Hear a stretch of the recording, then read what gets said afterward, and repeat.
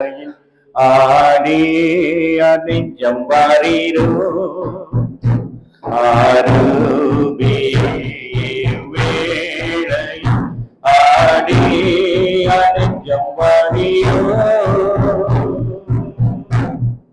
சுத்தமேரும் சுத்த ஜோதியை சுத்தம் யாவும் நீக்குமே சுத்தமேரும் சுத்த ஜோதியை சுத்தம் யாவும் நீக்குமே பாவினீக்க பாவினாரையா தேவரீர கப்பைய மாட்டினோ பாவினானையா தேவாயிரம் செய்ய மாட்டீரோ பரிசோத கூட்டம் நடுவில் ஜோதி தேடும் புத்த ஜோதி ஆருமி வேலை ஆடிய வரினோ நீங்கே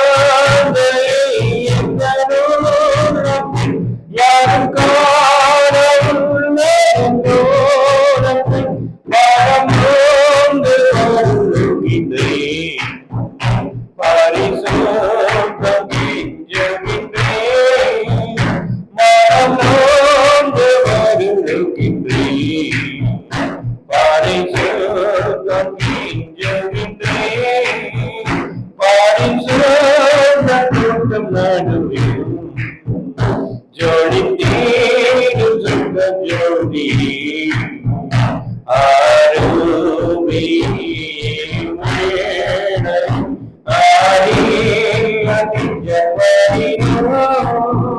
துணை வேண்டும் தகப்பானே உலகில் ஏனையனைத்தும் கற்பதாகுனை துணை வேண்டும் தகப்பானே உலகில் ஏனையனைக்கும் பாடாகுனை இவனில்லை எங்கிலும் பரிசுத்தமென எழுதும் என் ஜீவனில்லை எங்கிலும் பரிசுத்தமென எழுதும் பரிசுத்த கூட்டம் நடுவில் ஜோடி தேடும் சுத்த ஜோதியே ஆருமி வேளை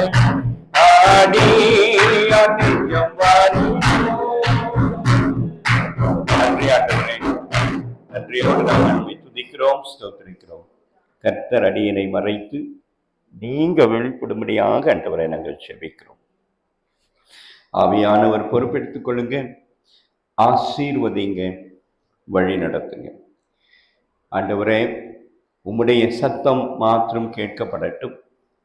உடைய சத்தியத்தை நாங்கள் அறிந்து கொள்ள, தெளிந்து கொள்ள, தெரிந்து கொள்ள உதவி செய்யும்.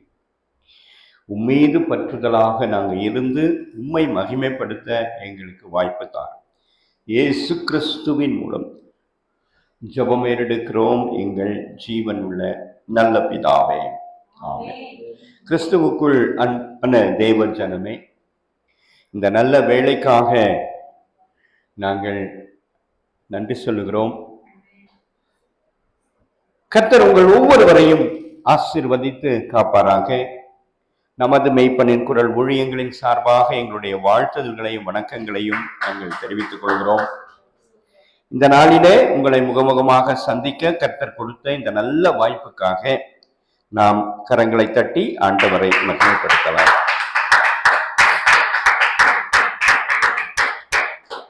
பிரியமானவர்களே, இன்றைக்கு ஒரு விசேஷமான வார்த்தையை நாம் தியானிக்க கர்த்தர் நம்மை அழைக்கிறார். வாசியுங்கள். சங்கீதங்களின் புஸ்தகம் 91:11.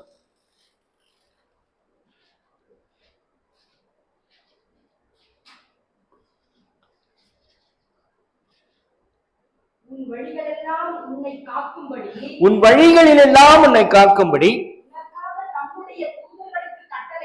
உனக்காக தம்முடைய தூதர்களுக்கு கட்டளையிடுவார். அல்லேலூயா, அல்லேலூயா. அம்மா அவங்க ஒரு நல்ல அருமையான சாட்சியை சொன்னார்கள்.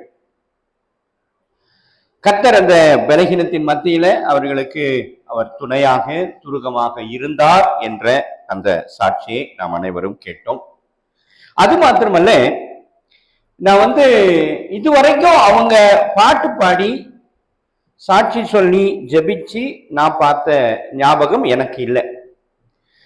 ஆனா அவங்க பண்ண ஜெபம், அந்த பாட்டு பாடின அந்த முறையெல்லாம் பார்க்கும்போது ஏதோ பெரிய பழமையானவர் பாடினது போல ரொம்ப விசேஷமாக இருந்தது என்பதில் மாத்திரம் எனக்கு ஒரு சந்தேகமும் இல்லை.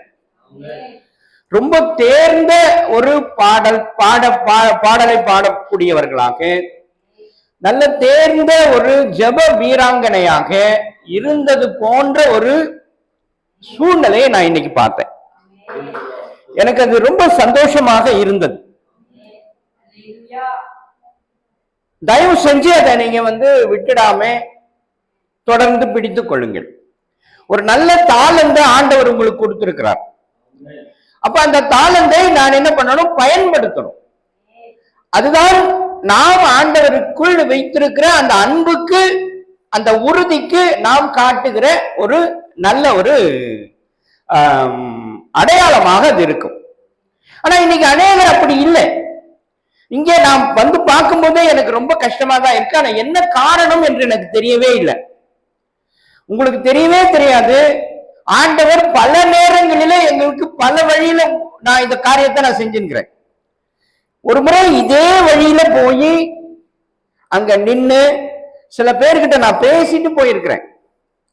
இந்த ஒரு 6 மாசத்துக்கு முன்னாடி, ஒரு 6 மாசத்துக்குள்ள. உங்களுக்கு தெரியாது, உங்களுக்கு யாருக்குமே தெரியாது. இங்கேயே வேற ஒருத்தர் எங்களுக்கு சொல்லி அதை கொஞ்சம் பார்க்கணும் நீங்க அப்படின்னு சொல்லி, அப்போ இந்த வழியில இதே வழியில யாரை பார்க்கணுமோ அவர் கரெக்டா எதிரில் வர வச்சு நின்று பேசிட்டு சில பேர்கிட்ட சில காரியங்கள் எல்லாம் சொல்லிட்டு நாங்க போயிருக்கிறோம். ஆனாலும் இது இப்படியே இருக்கிறது என்பது எனக்கு ஒண்ணுமே புரிய மாட்டேங்குது. அது நாம கொஞ்சம் கவனிக்கணும், எங்க தவறு நடக்கிறது. இப்ப ஒரு விஷயம் நல்லா புரிஞ்சுக்கொள்ளணும். ஒரு தப்பு நடக்குது அப்படின்னா ஸ்கிராட்ச்ல இருந்து எடுத்து அதை சரி பண்ண பார்க்கணும். அப்படியே வைத்துக்கொண்டு பார்த்துக்கலாம், ஒன்னாவாது அப்படியே வைத்துக்கொண்டு போகவே கூடாது. இப்ப அம்மா அவர்களுடைய சூழ்நிலை அப்படிதான். இப்ப பலகீனமா இருக்கிறாங்க.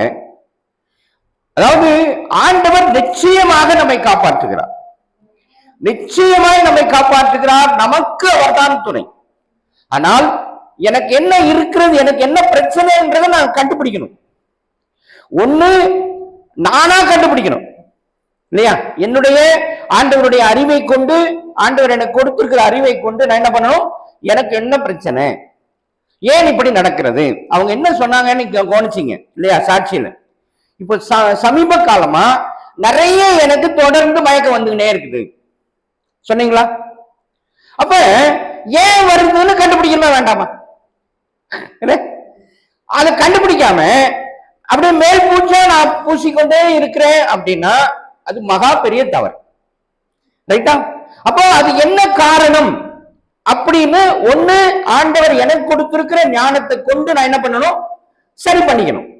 அல்லது ஆண்டவரே நான் யாருக்கிட்ட இந்த ஆலோசனையை நான் பெற வேண்டும் என்று நான் என்ன பண்ணணும், ஆண்டவர்கிட்ட கேட்கணும். அப்ப ஆண்டவர் சொல்வார், இல்லம்மா நீ இந்த இடத்துக்கு போ, அவங்க உனக்கு ஆலோசனை கொடுப்பாங்க, அதை செய்யணும்.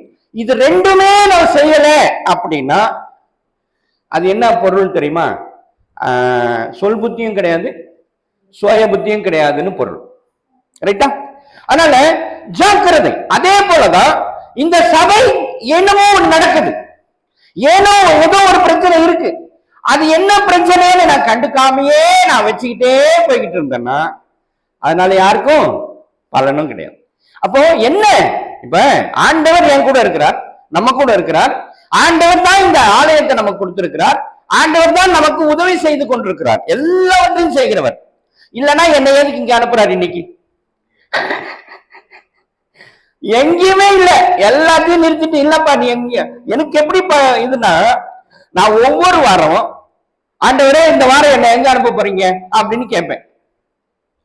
அதை கேட்டுட்டு அவர் கொடுக்குற ஆலோசனை ட்ராக்ல போயிட்டே இருப்பேன். போயிட்டு அவரை கான்டாக்ட் பண்ணலாமா, இவரை கான்டாக்ட் பண்ணலாம் அப்படின்னு இருக்கும்.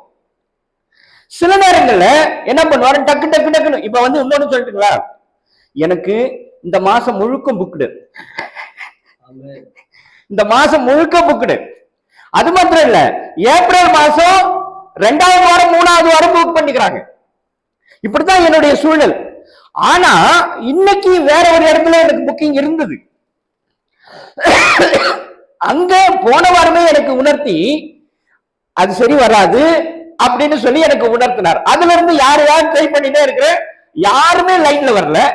உடனே இவர் ஞாபகம் வந்து இவருக்கு கால் பண்ண வாங்கன்ட்டாரு, நான் வந்துட்டேன். அப்போ ஆண்டவர் நம்ம வந்து அந்த வழியில் நடத்துறார் என்று பொருள். நான் இங்க வந்திருக்கிறேன், ஏன் வந்திருக்கிறேன் என்று நான் சிந்திக்கணும், யோசிச்சு பார்க்கணும்.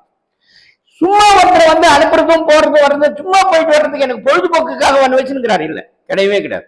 நம்மள வந்து ஒரு ஆலோசனைக்காக வைத்திருக்கிறார். ஆண்டவருடைய ஆலோசனை நான் பெற்றுக்கொள்ள வேண்டும் என்பதற்காக யாரோ ஒருவரை பயன்படுத்துவார். அப்ப அந்த ஆலோசனை நான் கவனமாக உன்னித்து கவனித்து அவர் யாரு என்னன்னு கண்டுபிடிச்சு அந்த வழியில நாம என்ன பண்ணணும், சரி பண்ணி கொண்டு போகணும். அதுதான் அம்மாவும் செய்ய வேண்டும், உங்க போதகர் அவர்களும் செய்ய வேண்டும். இது ரொம்ப முக்கியம். இது இப்படியே போய்கிட்டு இருந்தால் இது சரி கிடையாது என்பதை நீங்கள் நினைவில் வைத்துக் கொள்ள வேண்டும். சரியா? 2வது காரியம், இப்ப நம்ம செய்திக்குள்ள போகலாம். செய்திக்குள்ள போகும்போது முதல் காரியம், நான் இங்க வந்தேன், இங்க வந்து நின்ன உடனே ஒரு வண்டியில ஒரு சத்தம் கேக்குது. என்ன சத்தம் கேக்குதுன்னா கவனிங்க, இதெல்லாம் வந்து கவனிக்க வேண்டியது. ஒரு பைக்ல வண்டியில வராங்க, நான் கடவுள் செஞ்சு கொடுக்க போறேன், உங்களுக்கு என்ன கடவுள் வேணுமோ என்கிட்ட சொல்லுங்க, நான் செஞ்சு கொடுக்குறேன். இங்க நீங்க கேட்டுக்கிறீங்களா? இத வந்தாங்க இந்த அம்மா வர்றதுக்கு முன்னாடி. அப்ப ஒருத்தர் பைக்ல வராரு, கடவுள் செஞ்சு கொடுக்கறதுக்கு வந்துருக்கிறார். இப்ப உடனே எனக்கு என்ன நினைவு வந்தது தெரியுமா? ஆபிரகாமை தான் எனக்கு ஞாபகத்துக்கு வந்தது. ஆபிரகாம் அந்த சூழலில் தான் வளர்ந்து கொண்டிருந்தார். அவர்கள் அந்த விக்கிரகங்களை செய்து விற்கிற பணியில தான் அவங்க இருந்தாங்க. ஆபிரகாமினுடைய குடும்பம் அதைத்தான் செய்து கொண்டிருந்தது. ஆனால் அந்த குடும்பத்திலிருந்து ஆண்டவர் அவர்களை தெரிந்து கொண்டார். அந்த குடும்பத்திலிருந்து தெரிந்து கொண்டவர் ஆண்டவர் என்ன சொல்கிறார் வாசிங்க, ஆதியாகமம் 12:1.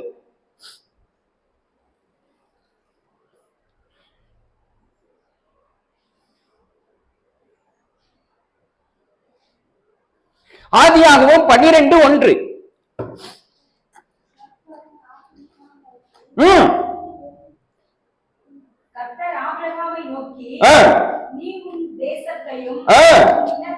உன் இனத்தையும் உன் தங்க பார்த்து என்னென்ன சொல்றாரு பாருங்க.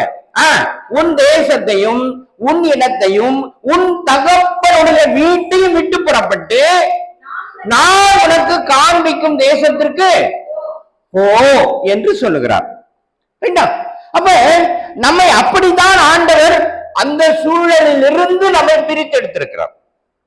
ரைட்டுங்களா? அந்த சூழலிலிருந்து என்னை பிரித்து எடுத்து என்னை என்ன பண்ணிருக்கிறாரு, இங்க வச்சிருக்கிறார். அம்மா கொஞ்சம் தண்ணி கொடுங்க குடிக்கிறதுக்கு. அவங்களுக்கு அவங்களுக்கு அவங்களுக்கு நீங்க தண்ணி குடிங்கன்ற. உட்கார் உட்கார் உட்கார் உட்கார். பத்தியா நல்ல நல்ல தாராளமா தண்ணி குடிங்க. ஒரு கிளாஸ் பால் இருந்தா கொஞ்சம் குடிங்க. இல்ல இல்ல குடிங்க குடிங்க குடிங்க. சக்கரை இல்ல, அதுல சக்கரை கம்மியாகுது, சக்கரை கம்மியாகுது. சரி சரி சரி ரைட். நல்ல தண்ணி குடிங்க, நல்ல தண்ணி குடிங்க. உடம்பு வந்து பலகீனமா இருக்கும் பொழுது அதை நீங்க கவனிக்கணும் இல்லையா? சாப்பாடு வந்து கரெக்ட் நேரத்துல சாப்பிட பார்க்கணும். அது ரொம்ப அலைச்சல் இல்லாம பாத்துக்கணும். நல்ல ரெஸ்ட் எடுக்கணும். இதெல்லாம் ரொம்ப முக்கியம். ரைட்டா? சரி, இப்ப 12வது வசனம் ஆண்டவர் சொல்றாரு, அந்த சூழலில் இருந்து என்னை அழைத்திருக்கிறார். அந்த சூழல் இருந்து நான் வந்துட்டேன். ஆனா இன்னைக்கு எல்லாரும் என்ன பண்ணி கொண்டிருக்காங்க தெரியுமா? அதே சூழல தான் வாழ்ந்துங்கிறாங்க. தெரிஞ்சவங்களும் சரி, தெரியாதவங்களும் அதே சூழல தான் வாழ்ந்துங்கிறாங்க. எப்படின்னு தெரியுமா உங்களுக்கு? வாசிங்க எசாயா தீர்க்கதரிசன புஸ்தகம் 2வது அதிகாரம் 18வது வசனத்தை வாசிங்க. ஏசாயா 2:18.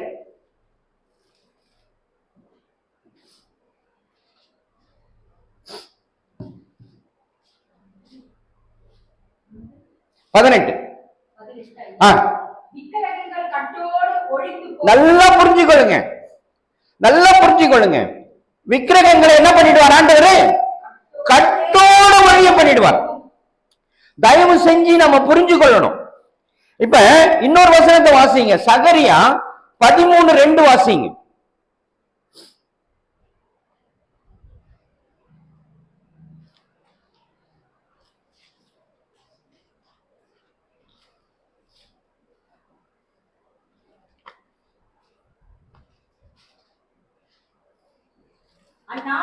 அந்நாளிலே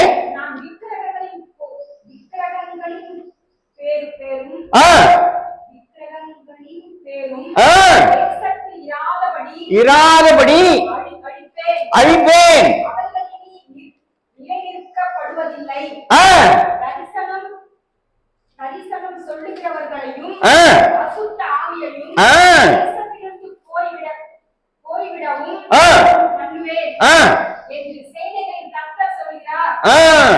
ரைட். இப்ப செப்பனியா 2:11 வாசிங்க.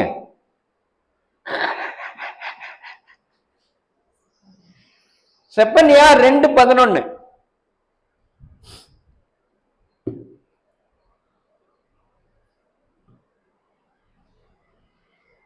கர்த்தர் அவர்கள் மேல் கெடியா இருப்பார். கெடினா என்ன தெரியுமா? ரொம்ப உக்கிரமா இருப்பார், பயங்கரமா இருப்பார். யார் மேல? நல்லா அடுத்த வசனத்தை வாசிங்க. பூமியில் உள்ள தேவர்கள் எல்லாம் மெலிந்து போக அதேதான். அதனால அவங்க மேல எப்படி இருப்பாராம்? பயங்கரமா கெடியா இருப்பாராம். அவங்கள வந்து அப்படியே மெலிஞ்சு நலிஞ்சு ஒழிஞ்சு போவார். அப்படிதான் எழுதி வச்சுக்குது பைபிள்ல. ஏகப்பட்டது எழுதி வச்சுக்குது. நமக்கெல்லாம் பயம். நல்லா புரிஞ்சுக்கொள்ளுங்க சிஸ்டர், கவனிக்கிறீங்களா? நம்ம இதை பத்தி பேசியிருக்கிறோமா என்னைக்காவது? ஏன்னா பயம் இல்லையா? பயம் தானே. மத்தவங்க யாருக்காவது பார்த்து ஐயோ அப்படி பேசினா தப்பாயிடுமே அப்படின்னு தானே. எவ்வளவு பெரிய துரோகத்தை செஞ்சுருக்கிறோம் தெரியுமா நம்ம? இப்ப ஃபர்ஸ்ட் ஆஃப் ஆல் ஆண்டவர் அதை வந்து எதுக்கு வச்சிருக்கிறாருன்னு புரிஞ்சுக்கணும். இப்ப இவ்வளவு தூரம் பேசுறவரு இப்ப இருக்கு இல்லையா? இருக்கா இல்லையா? இருக்கு. இப்ப நல்லா இன்னொரு வசனத்தை வாசிங்க. 1 யோவான். முதல்ல இந்த வசனங்கள்லாம் வாசிடுங்க, அப்புறம் நான் உங்களுக்கு அது விளக்கம் சொல்றேன். 1 யோவான்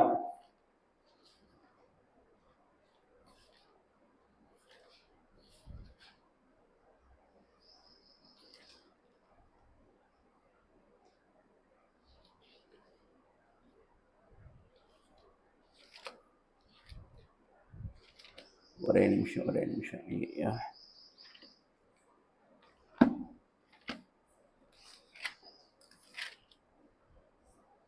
5:21.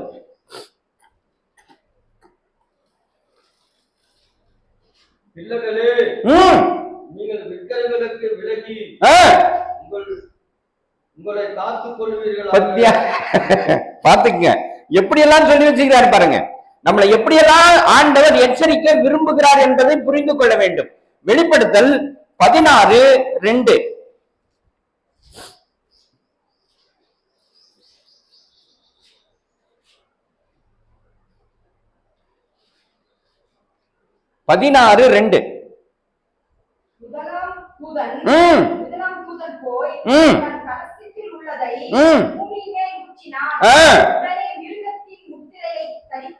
தரித்தவர்களும்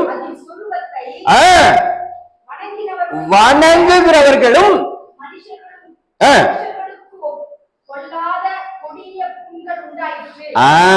யாருக்கு கொடிய புண்கள் உண்டாயிற்று என்று வேதம் சொல்லுகிறதுன்னா, யார் அந்த சொரூபத்தை வணங்குகிறார்களோ, யார் அந்த சொரூபத்தை பின்பற்றுகிறார்களோ அவர்களுக்கு என்ன வருமா?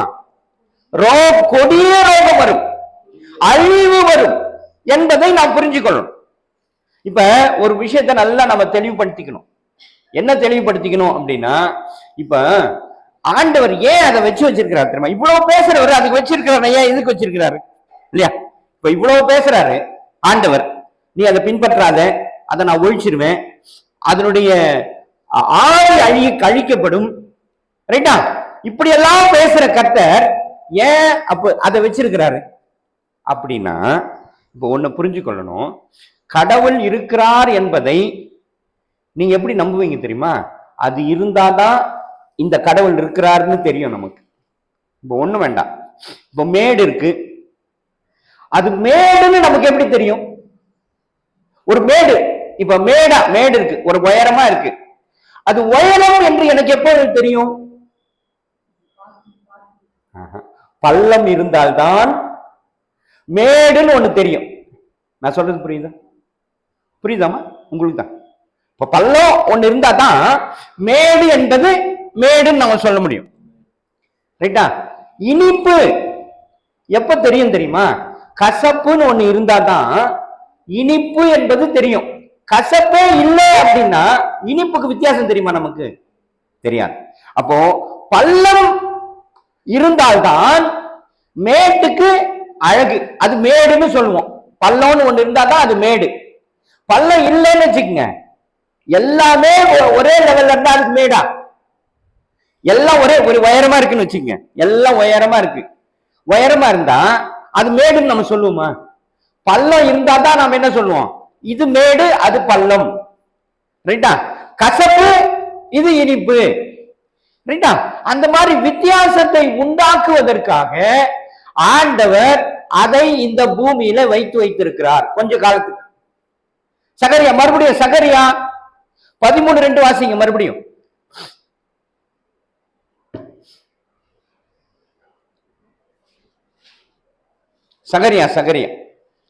சகரியா பழைய ஏற்பாடு.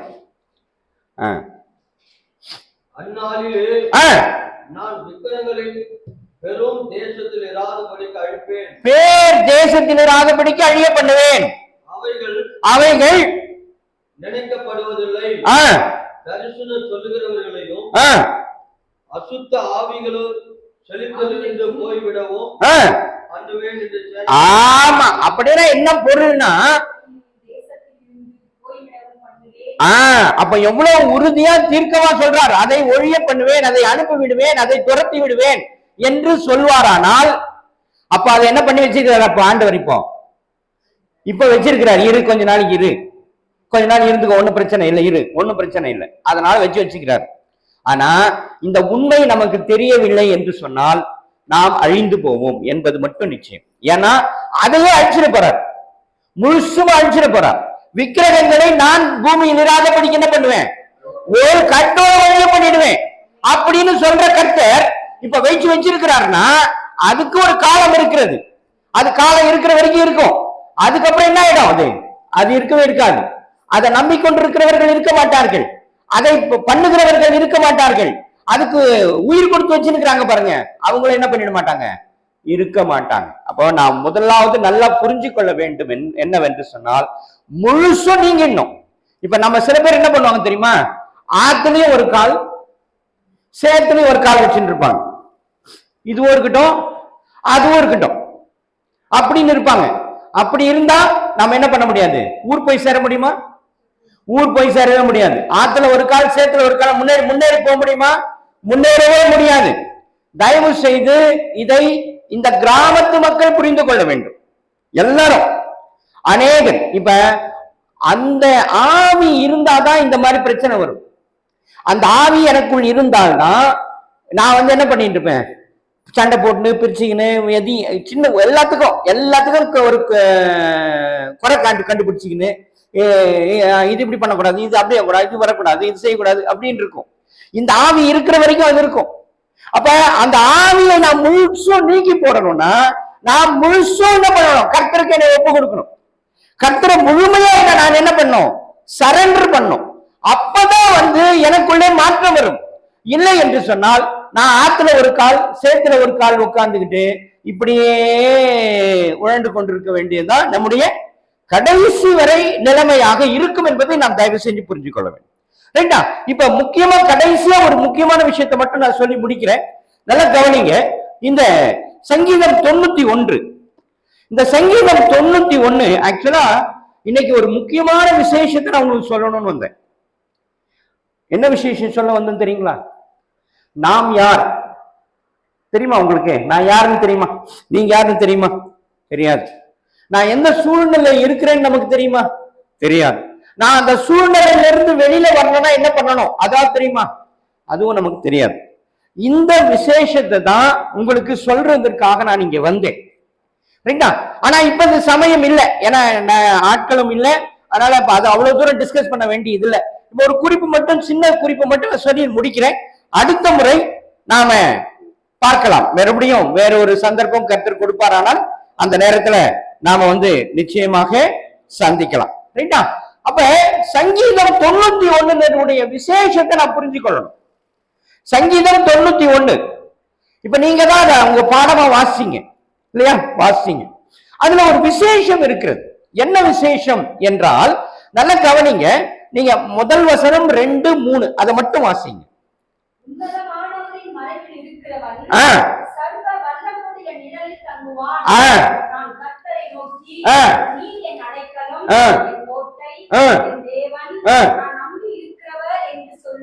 அல்லேலூயா. இப்ப நீங்க படிச்சீங்க இல்லையா? இதுல ஒரு வித்தியாசம் இருக்கிறது. என்ன வித்தியாசம் சொல்லுங்க பார்க்கலாம். இதுல ஒரு வித்தியாசம் இருக்கு. என்ன வித்தியாசம் இருக்குன்னு சொல்லுங்க பார்க்கலாம். கொஞ்சம் கவனிச்சு பார்த்தீங்கன்னா கண்டுபிடிச்சிடலாம். சொல்லுங்க பார்க்கலாம். என்ன வித்தியாசம் இருக்கு? ஒரு வித்தியாசம் இருக்கா? அதுல தெரியல. Very good, correct. அப்புறம் வெரி குட். அப்புறம்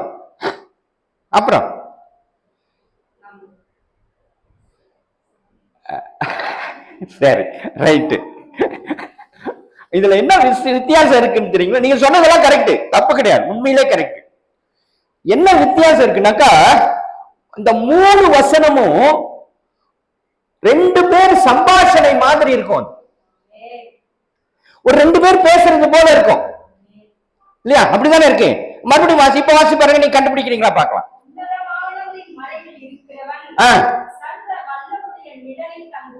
அதனுடைய டோன். இப்ப நீங்க பேசுறீங்க. இப்ப நீங்க என்ன பேசுறீங்க?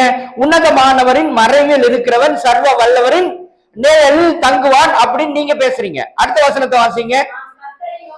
இப்ப யாருக்கு சொல்றது? இப்ப நீங்களே கூட அதை சொல்லலாம். நீங்களே கூட அந்த வார்த்தையை சொல்லலாம். நான் கர்த்தரை நோக்கி நீரின் அடைக்கலம், என் கோட்டை, என் தேவன்.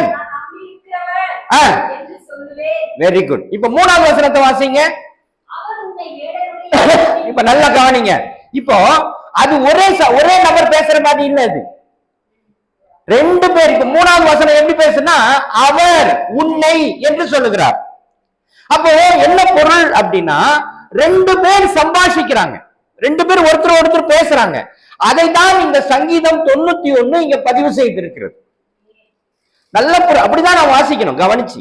இப்ப வசனம் என்ன நமக்கு சொல்லுது அப்படின்னா, 2 பேர் சம்பாஷிக்கிறார்கள்.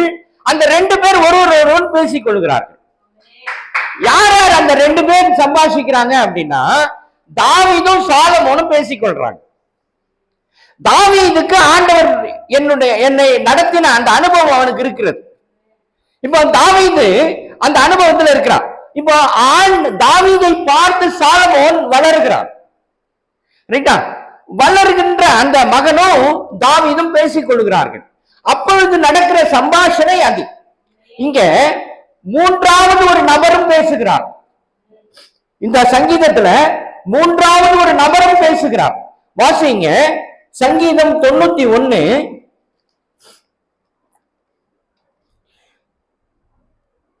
14 இருந்து வாசிங்க. 14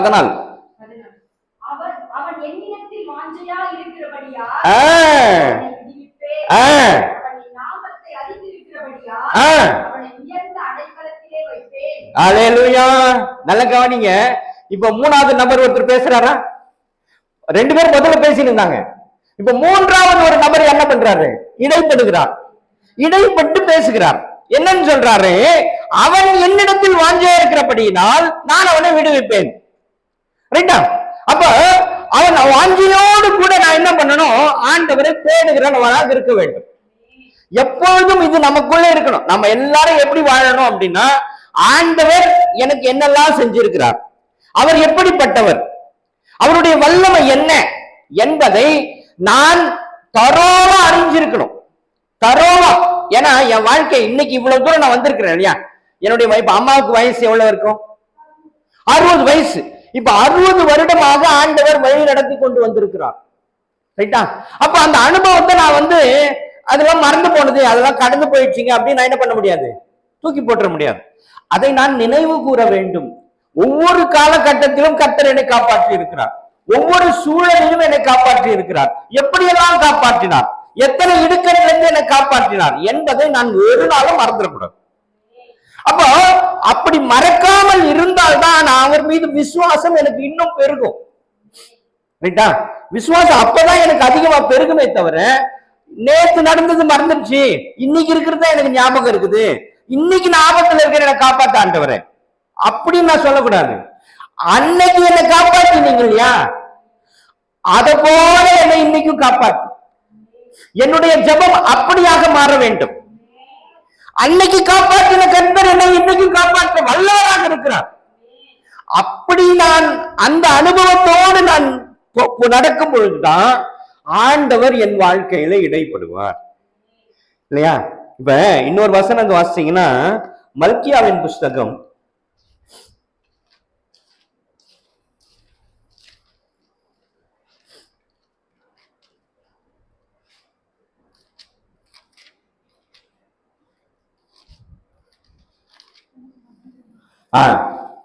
3:16.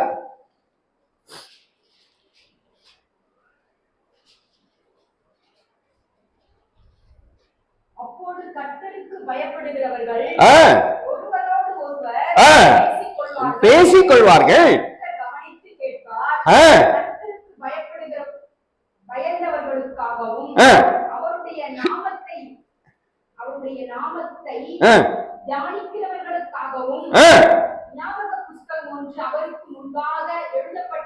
அல்லேலூயா, அல்லேலூயா.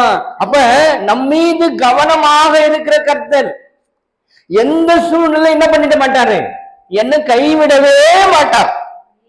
அப்ப ஆனால் நான் ஒன்றை செய்ய வேண்டும், ஒரு விஷயத்தை நான் கவனமா செய்யணும், ரொம்ப முக்கியம்.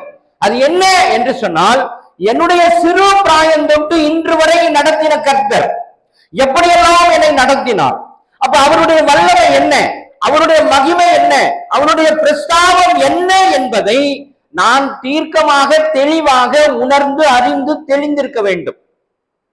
அதுல எனக்கு கொஞ்சமேனும் சந்தேகம் வந்துடக்கூடாது. அப்பொழுது ஆண்டவர் நம்மீது நோக்கமாக இருந்து உங்கள் வழிகளை வாய்க்க பண்ணுவார். நீங்க போகையிலும் வருகையிலும் எப்படி பெற்றிருப்பீர்கள்? ஆசீர்வதிக்கப்பட்டு இருப்பீர்கள். அதைதான் இந்த சங்கீதம் 91 நமக்கு உணர்த்துகிறது. அங்கே இருவர் பேசிக் கொள்கிறார்கள்.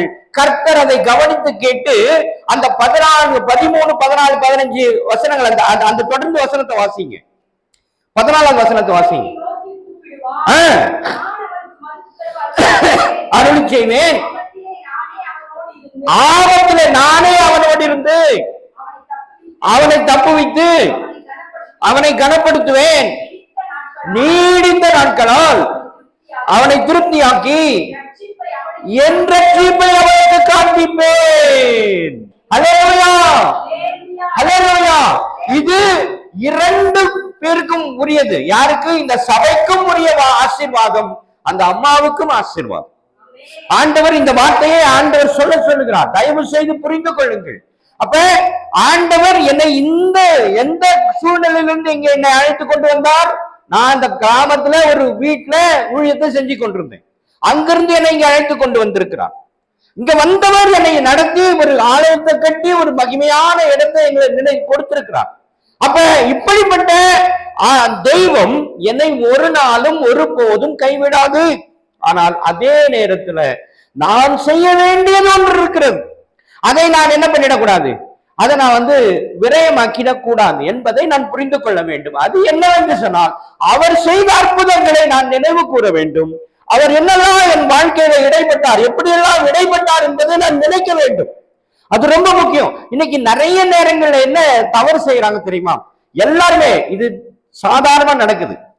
அப்ப ஆண்டவர் எப்படி வருவார் என்று யோசித்துக் கொள்ளுங்கள். இப்ப நான் ஒரு உதாரணத்துக்கு சொல்றேன். இப்ப உங்க போதகர் எனக்கு நல்ல பழக்கம், அவரு எனக்கு நல்ல பழக்கம், கரெக்டுங்களா? உங்க எல்லாருக்குமே என்ன நல்லா தெரியும்.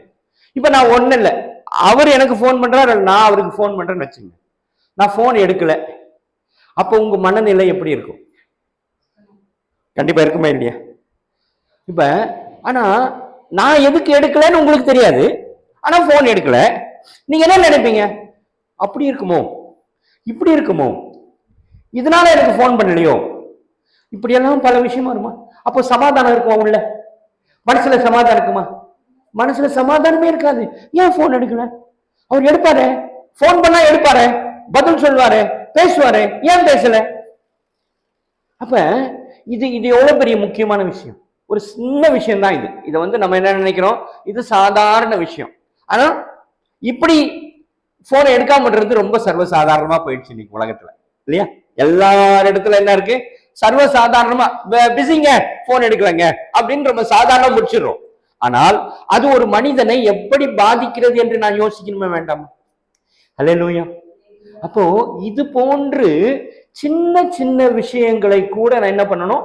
கவனிக்க வேண்டும். கரெக்டா? அப்ப அதை நான் சரி செய்து கொள்ள வேண்டும். சின்ன விஷயம் தான் இது. என்னங்க, இப்ப ஒண்ணு இல்லைங்க. இப்ப இப்படி சொல்லி பாருங்க. இப்ப நீங்க போன் பண்றீங்க ஒருத்தருக்கு, எங்க பாருக்கிறீங்க? இதோ வந்துங்க. ஆனா அவர் எங்க இருப்பாரு? வீட்டுல தூங்கிட்டு இருப்பாரு. வீட்டுல என்ன பண்ணிட்டு இருப்பாரு? தூங்கிட்டு இருப்பாரு. ஆனா உங்களுக்கு வரேன்னு சொல்லியிருப்பாரு, நான் வந்துடுறேங்க, இந்த டைமுக்கு வந்துடுறேன். ஆனா வரல. நம்ம போன் பண்றோம், அவனு வந்துட்ட வீட்டுக்கிட்ட கிட்ட வந்த பாரு, அதோ பாரு அப்படின்னு. ஆனா அவர் எங்க இருப்பாரு? வீட்டுல இருப்பாரு. ஆனா அவர் என்ன நினைப்பாருன்னா, இது சாதாரண விஷயம்பா, இன்னும் அரை மணி நேரம் கழிச்சு போனா என்ன தப்பாயிட போகுது, ஒன்னும் தப்பாயிடாது இல்ல அப்படின்னு அவர் நினைப்பாரு. ஆனா இதுவும் நாம் கவனித்து நினைத்து நான் என்னை சரி செய்து கொள்ள வேண்டிய ஒரு உண்மை என்பதை நான் புரிந்து கொள்ள வேண்டும். அப்போ இது அனைத்தையும் ஆண்டவர் கவனிக்கிறார். நான் எப்படி செய்கிறேன், என்னுடைய செயல் எப்படி இருக்கிறது, என்னுடைய நடவடிக்கை எப்படி இருக்கிறது, என்னுடைய சிந்தனை எப்படி இருக்கிறது, என்னுடைய செயல்பாடுகள் எப்படி இருக்கிறது என்பதை அனைத்தையும் ஆண்டவர் என்ன பண்றாரு? கவனித்து பார்க்கிறவராக இருக்கிறார். ஒவ்வொரு சூழலையும் நான் என்ன பண்ணிக்கணும்? என்னை சரி செய்து கொண்டு கர்த்தருக்கு பரிசுத்தமாய். ஆகவேதான் வாசிங்க 1 தெசலோனிக்கேயர் 5:23 இப்படி சொல்லுகிறது. 1 தெசலோனிக்கேயர் 5:23.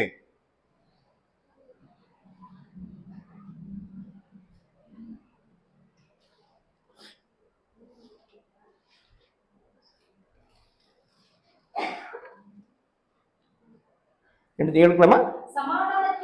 சமாதானத்தின் தேவன் தாமே உங்களை முற்றிலும் பரிசுத்தமாக்குவாராக. உங்கள் ஆவி, ஆத்மா, சரீரம் முழுவதும்